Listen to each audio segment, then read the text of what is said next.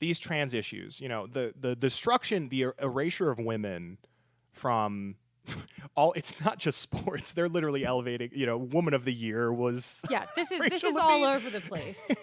Man of the Year is still a man, but Woman of the Year, that's how you know that they're attacking women and not men. Unbelievable.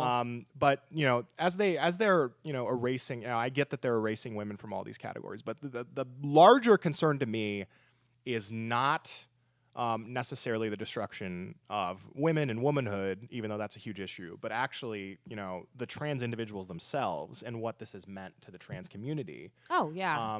You have individuals that often have super high suicide rates. Yes. Kids below the age of consent that have no idea what it means to be a man and what it means to be a woman and what it means to take hormone therapy and become infertile. All of these things, they don't have the capacity to make those decisions. And, this pro-positive movement, seeing Leah Thomas dominate, in the NCAA, it's like, what a hero to some of these people. Like, oh, that person didn't feel like they were in their right body. Right.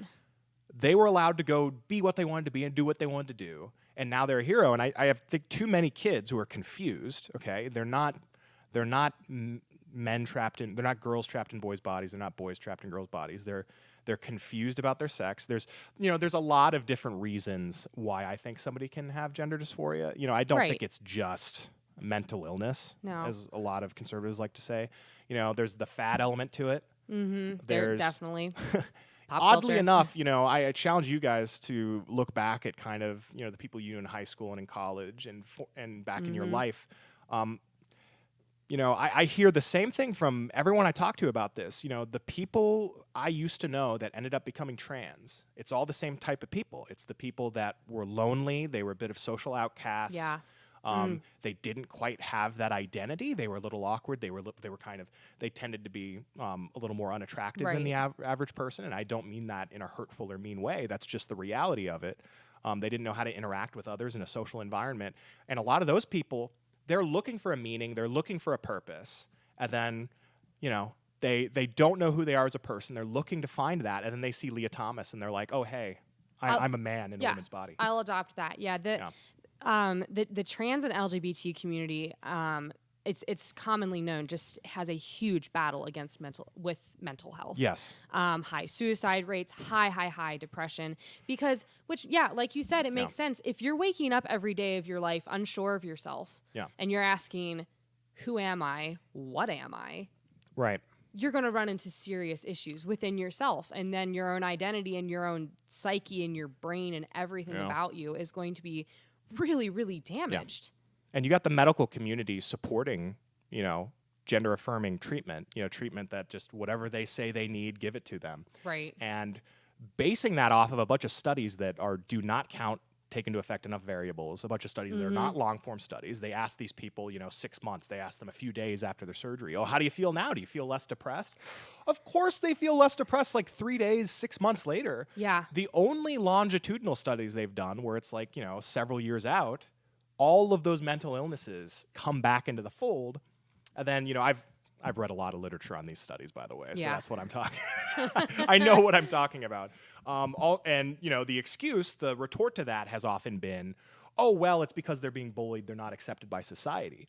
But it's not bullying. It is not bullying itself. It's correlated with mental illness, but that's not what drives mental illness up. It's actually, and a lot of these studies say this, it's the perception that one is being bullied. Exactly. And what exacerbates the perception that you're being bullied, the perception that you're not accepted by society more than CNN getting on TV and saying trans people will never be accepted by society. You are not accepted. Yeah. Then it creates an entire psyche of bullying. I was actually just before this, I was reading a story she was a domestic abuse survivor, and she was talking about how the trans movement very much on a psychological standpoint moves along the lines of how an abuser thinks.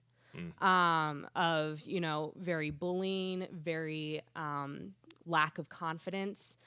So you feel like you have to lash out at other people. And then there's no sort of address, if you are feeling bullied, this is very common among domestic abuse survivors. You're not being given, here's how to react to it. It's no. Everyone else is the problem. You're not the problem. Right. You need, it's like, it would be like your therapist saying, instead of, learning how to stand up and, be confident, it's like, no, it's not your problem. Everyone else has to stop being mean.